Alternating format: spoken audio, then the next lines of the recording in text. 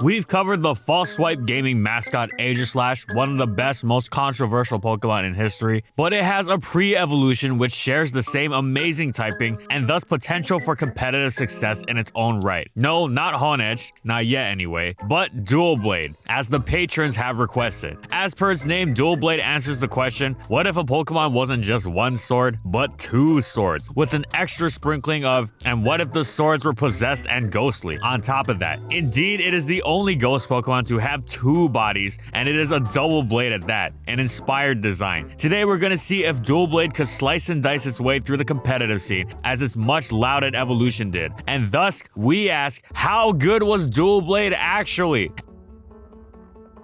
But before we start, once again, this video is sponsored by Surfshark VPN. Surfshark is an app and browser extension that allows you to place your computer or phone virtually in any country as if you're actually there. Surfshark has thousands of servers in over 100 plus countries. And by using Surfshark, you can connect to servers in other countries and you can get access to content that is normally region locked. For example, if you want to watch Naruto Shippuden on American Netflix, well, you can't. I mean, they have the movies, but they don't have the main series for some reason. But all you have to do is change your IP to Canada, and now you have access to 10 seasons of Naruto Shippuden on Canadian Netflix. This is just one example of being able to find more content by using a different country's IP. There's so much content you could be missing out on because you're region locked. And of course, being a VPN, Surfshark encrypts your data so that no one can access it while you're online, and your privacy is secured. So if you want a sick VPN and also support the channel to help us produce more content, this holiday season, the homies at Surfshark VPN have got you covered. Get an exclusive Surfshark VPN holiday season deal. Click the link in the description below or use the promo code FALSESWIPE to get up to 6 additional months for free. Surfshark is completely safe to sign up for thanks to their 30-day money-back guarantee. And in this video, we'll be going over these competitive formats. The burning question on everyone's minds after Aegislash was banned from X and Y OU was, could its pre-evolution fill its niche? Of course, not in the sense that it'd be the exact same thing, but could it respectively replicate Aegislash's strengths? The answer was no. Basically, it really wasn't the same Pokemon. It lacked Stance Chains and King Shield. Furthermore, it was purely a physical Pokemon, whereas Aegislash excelled on both sides of the physical and special spectrum. Doublade had downright dismal special attack and special defense. Doublade's defense was just as good as Shield Aegislash's actually, and its HP stat was practically identical, only one base point lower, while its attack stat was quite good in its own right. But it wouldn't be able to replicate Aegislash's ability to counter seemingly everything while hitting incredibly hard in return, especially on the special side of things, which had a stronger Ghost Stab and Shadow Ball as opposed to Shadow Claw, as well as not having to worry about the ever-present Intimidate or contact punishing tactics like Rocky Helmet, Iron Barbs, and Rough Skin. With all this in mind, there was never a chance that Doublade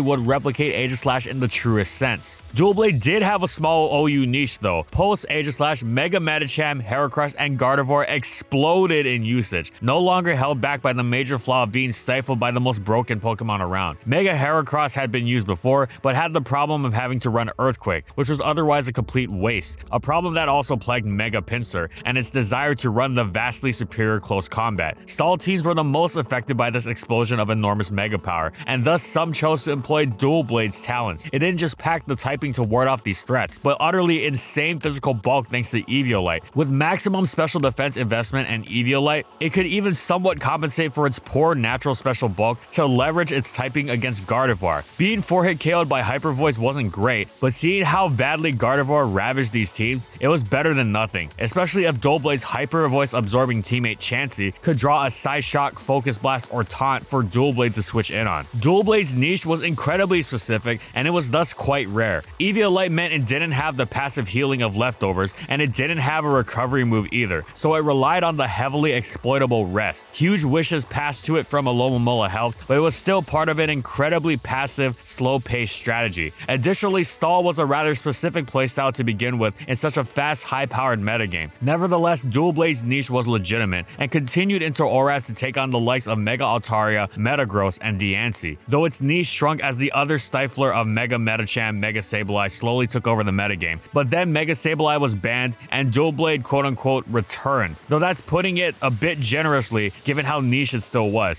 Still, a not fully evolved Pokemon in OU is always a sight to see, and Doublade's stall, while rare, was by no means a gimmick, seeing occasional tournament use and success. Before anyone thought of it for OU though, Doublade was spending X and Y absolutely dominating the RU tier. It was one of the best Pokemon there, as its typing let it absolutely walk over so many of the biggest threats around: Hitmonlee, Cobalion, Virizion, Durant, Escavalier, Reuniclus, and it posed a huge offensive threat in return, as several common hit takers in Rhyperior, Cresselia, and Registeel didn't want to eat its boosted stabs, especially since they weren't exactly threatening it with KOs in return. Here's how insanely physically bulky Doublade was. With simply max HP, something as naturally strong as support Rhyperior would only 2-hit KO it with super effective stab Earthquake. Something like Gligar would take Doublade's hits better, but it also didn't threaten Doublade much in return, so Doublade could simply Swords Dance repeatedly, something it liked to do anyway, so it could compensate for its non-existent speed by hitting as hard as possible with Shadow Sneak. Doublade was a defining RU force for its combination of defensive and offensive prowess, being particularly vicious in its precise late-game cleaning capabilities. Auras came around and the ensuring power creep resulted in the UU metagame calling on Doublade's talents quite a bit. It was able to withstand all manner of absurd physical hits, including those of, yes, Mega Medicham, which was, believe it or not, actually UU very briefly at the beginning of this new metagame. However, even once Mega Medicham left the tier, the player base had noticed just how much else Doublade had also been able to answer easily, including many other broken Pokemon. Whenever something like Terrakion appeared, Doublade was there. When the tier was scrambling to not get overrun by Dragon Dance Salamence, Doublade was there. Doublade even helped teams pivot around the insanely broken Conkeldurr before its eventual ban after the generation's end. As impressive as its murderers' row of threats checklist was, it wound up rising to UU via usage not because of this, but because of how well it took on so many of the metagame staples. When Reuniclus was doing the Reuniclus things that bent entire metagames around it, Doublade was there. Mega Aerodactyl was one of the tier's best Pokemon, but Doublade was there. Needed a stop to other tier staples like Crobat, Florges, Cobalion, Heracross, Metagross, Snorlax, Doublade was there. Needed something that act as a part of your defensive core to help play around threats like Mega Aggron, Roserade, Celebi, Mega Sceptile, Mega Abomasnow. Doublade wouldn't be the only thing helping you do so, but it was an important part of the plan against them. So once again, Doublade was there.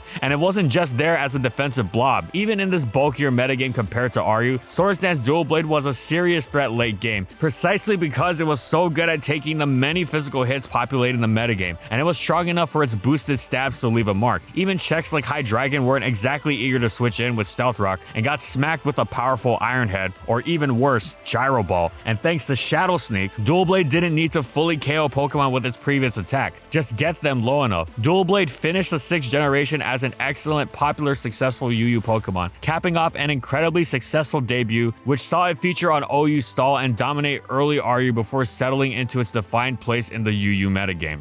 Doublade's Generation 7 mirrored its Generation 6 in a way, which was particularly impressive given the power creep it was going up against. It wasn't an exact copy, but close enough. It wasn't going to be doing any pseudo Aegislash replication in OU this time around, and it remained in RU throughout most of the generation, only moving up to UU quite some time into Ultra Sun and Moon. RU Doublade was once again a superb defining Pokemon. As always, it devoured physical hits to help hold the tier together against major threats like Tyrantrum, Lycanroc, Meloetta, Durant, Virizion, and Snorlax, and it was excellent at taking over late game scenarios with Swords Dance and Shadow Sneak, as it effortlessly used the ever-prominent Registeel into setup fodder. Indeed, it was so good at this that it was hailed as one of RU's best sweepers in its own right. As excellent and all-encompassing as the set was though, Doublade could also act as a solid pursuit user to assuage the assault from the monstrously dangerous Gardevoir at the peak of that threat's power. Rather than just repeatedly tanking its hits, it would cut down on Gardevoir's longevity in conjunction with Stealth Rock and limit its opportunities as a result. Eventually, even Swords Dance sets began using Pursuit over the usual Shadow Claw, becoming capable of shifting their game plan depending on the matchup they were facing, no longer limited by the move they were missing. Toxic Doublade also saw some usage to ruin would-be answers like Mandibuzz, but classic Swords Dance Doublade was one of RU's best, most defining Pokemon. The fact that Doublade would eventually rise out of RU and into UU wasn't exactly surprising. After all, it matched up quite well against many of the metagame's best offensive threats threats Latias, Terrakion, Mega Altaria, Mega Aerodactyl once again, and could even help against many variants of Scizor. Doublade was also incredibly solid into most versions of Como-O, stuffed the daylights out of Cobalion, and as always was a veritable offensive threat in its own right. It cleaved through common bulky Pokemon like Blissey, Slowbro, and Amoonguss, while if one's answer to it was Gligar, they were at a great risk of being taken advantage of in late game scenarios, just begging for Doublade to dance multiple times, since Gligar's Earthquake could only 4-hit KO in response. Yeah, that super effective stab maxed out at 30% and usually did less. Doublades was not just commonly used on bulky offense and balance teams, whose style of switching around more generally made greater use of its bulk, as was the intuitive approach for such a physically bulky Pokemon that could also be a threat in its own right. That was right in line with how those playstyles operated, especially since such playstyles could afford a Wishpasser like Sylveon to reinforce Doublade's hit-taking integrity without compromising its threat level. However, Doublade was also such a ferocious threat in its own right that it was used on hyper offense teams, a playstyle whose entire approach centered around stacking as many potential game-ending sweepers as possible. That's not to say Doublade's defensive talents weren't highly valuable there. Those teams needed to respond to enemy offensive Pokemon like Choice Scarfers as well, but it was a fact that it used its defensive profile as a vehicle to launch a fierce offensive assault in its own right that earned it a place on such teams. A similarly bulky steel like Mega Aggron couldn't possibly replicate. Overall, Doublade pulled off its defensive-offensive combination with Aplomb and UU, capping off another highly successful generation where it was a defining feature of RU before leaving that tier for its excellence in the tier above once again.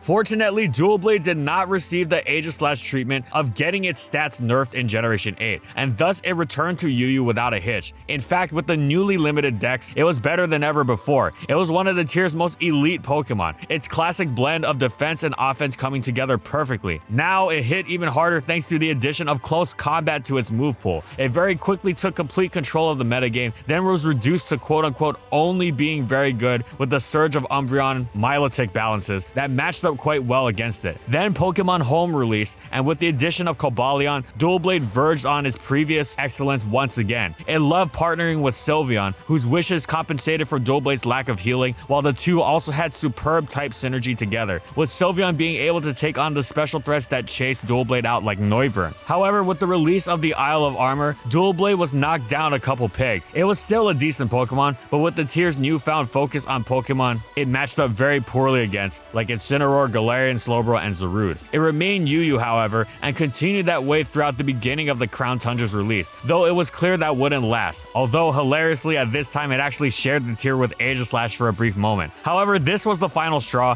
and thus Doublade began its tumble down the tiering rung. The newfound power creep was such that it could not find a niche in RU, and was barely passable, but not really much of a note in NU. Yeah, it could take on select offensive threats like Braviary, Snorlax, and Heracross, but it also got stifled by pretty much everything else, so it wasn't really worth mentioning, so it wasn't really worth using, and it'd more or less be passive dead weight. Doublade finally settled in PU, where, thankfully, it was downright superb. Its amazing typing and bulk is more akin to that which one might find in a higher tier, and thus it should come as to no surprise that these traits let it tower over its new tier. It dominated several staples like Gallade, Cinccino, and Silvally Fairy incredibly hard to the point of displacement. It was basically like if you took a higher tier style Pokemon that would invalidate such pokes and dropped it into PU to beat them, as well as taking on threats like Gigalith and Archeops while posing an enormous threat in its own right, with Swords Dance boosted Shadow Sneaks nigh effortlessly running away with late game scenarios. Stall teams love Doublade too, using rest on it to compensate for its lack of longevity, allowing it to stuff the opponent over and over and over. All in all, Generation 8 was another successful one for Doublade.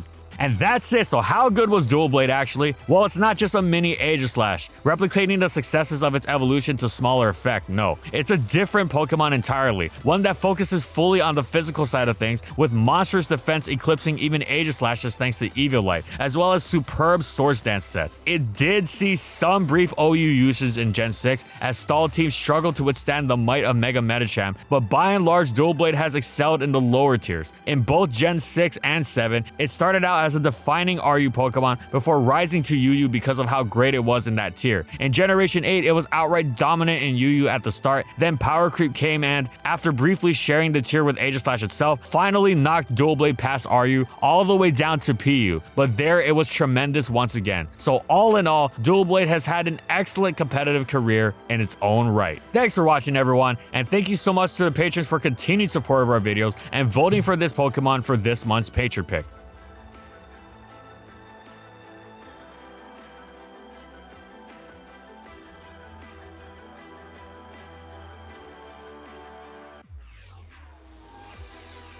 And if you liked the video and you want to see more, be sure to subscribe to False Swipe Gaming for more Wiki Pokemon content. And in the comments, I want to know, what do you think about competitive Doublade? Whatever it is, let me know in the comments. And follow my crew on these social media platforms. And that's all I got. See you next time, everyone.